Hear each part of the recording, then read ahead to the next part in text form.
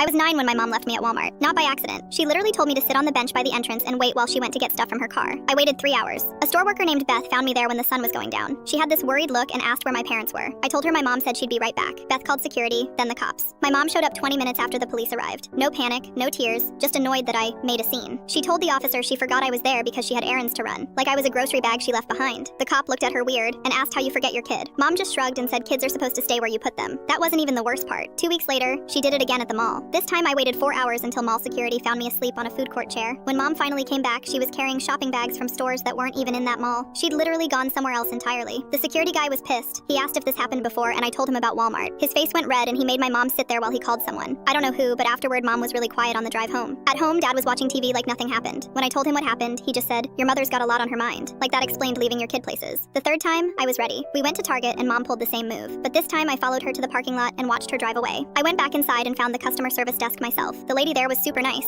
Her name was Carol and she gave me a juice box while we waited. When mom came back 2 hours later, Carol wasn't having it. She asked mom what kind of emergency keeps happening that makes her forget her child. Mom couldn't answer because there was no emergency. She was just selfish. Carol wrote down mom's license plate and told her if this happened again, she'd call child services. Mom got all defensive and said Carol had no right to threaten her. Carol just stared at her and said, "Leaving children places isn't parenting, it's abandonment." That night, I heard my parents fighting. Dad was mad because people were starting to notice. Not because I kept getting left behind, but because it was embarrassing for him. The leaving stopped after that, but other stuff didn't. Like how they'd both forget to pick me up from school and I'd wait until the janitor asked if someone was coming. Or how they'd go out to dinner and just assume I'd figure out food for myself. By 12, I was making my own doctor appointments because they'd forget those too. I learned to forge their signatures for permission slips and parent conferences. Teachers started giving me weird looks when I showed up to things alone. The worst was when I got really sick with a fever and threw up all night. I kept trying to wake them up, but dad said I was being dramatic. In the morning, mom found me passed out on the bathroom floor and finally took me to the hospital. The doctor said I was severely dehydrated and could have died. Mom cried in the hospital room and said she didn't know it was that serious. But the thing is, she never checked. Neither of them ever checked.